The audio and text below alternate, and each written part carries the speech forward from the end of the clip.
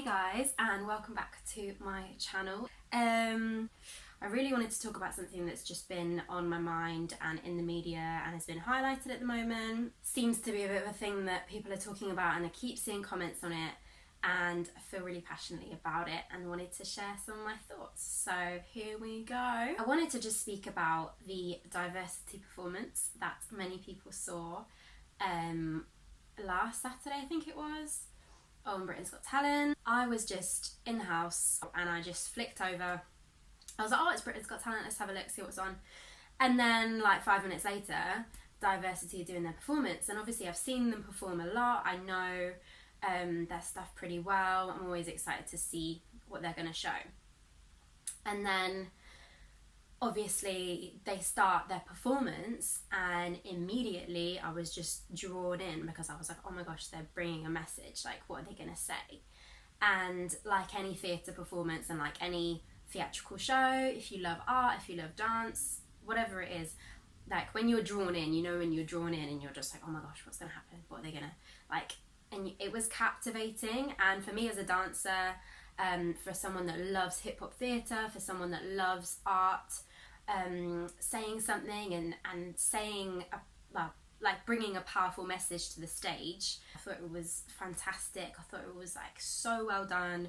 I cried at the end. I was just like, yes, because I wasn't expecting it. I wasn't expecting them to bring such a powerful and truthful message on national television, on Britain's Got Talent. Usually from what usually from what I know of Diversity, they're very entertaining, incredible, many tricks, flips, like artistically, choreographically, they're great. But I haven't actually seen them do something like this before. Maybe they have, maybe I need to watch more of their stuff, but haven't seen them bring like a theatrical message to the stage like that before. So I was really taken aback. And then we're seeing the next day, or a few days later, it was like 1,000 complaints to Ofcom, like 1,000 complaints. And I was like, who are these 1,000 people that have got a problem with this? I'll get into it. And then up to now, it's like over 10,000 complaints. So I just want to talk a bit about that, about where I think that comes from, about my kind of views and thoughts on it. First of all, art speaks. Art speaks. And I was having a conversation with my friend the other day about this. Art can be used to say things that verbally you can't say, that you can't say in any other way, you know. Art expresses and delivers something that hits you and it speaks to you. So whether that is a theatre show or like however that, in whatever form that is, art speaks the truth and expresses and brings issues into a way that we can digest it and receive it in a different way than if you were to just have a conversation with someone, if that makes sense. So every song you listen to, every book, every film, every whatever it is, has been inspired, like that whoever created that has been inspired by something or is moved by something to create that, and they want to say something with what they've got. Whether it's like heartbreak, obviously many songs are about heartbreak and relationships and love and anxiety, injustice, whatever that is, people take that issue or take that thing or take that experience they've had and they make it into art. And that is just what Diversity did. They took their experience, their heartbreak, their truth, their experience of the world, their view of the world, their lens of the world. They wanted to say something, they wanted to bring a message, and they wanted to bring it to the stage, and that's what they did. So to have all of these complaints, make it make sense. Obviously a lot of people have been saying it's too political, and I've seen awful things like you're shoving Black Lives Matter down our throats, this is not what our children should be seeing, rah rah rah, just entertain us, like all of these horrendous things. And art is subjective.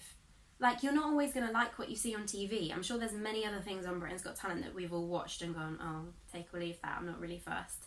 You might not like it, but to get to the point to complain and say that it is wrong and that it's political is just insanity. Like, they are just taking the truth and an issue of the world of 2020. Like, we can't deny what's happened this year and all the years gone in history. We can't deny the issue of racism, we can't deny what's happening in the world, but these people are. And this is the issue that I want to talk about. These people are, whoever's complaining, whoever's so angry and so triggered about the performance, about them just bringing a truthful message to the stage and delivering it in the way that they creatively want to.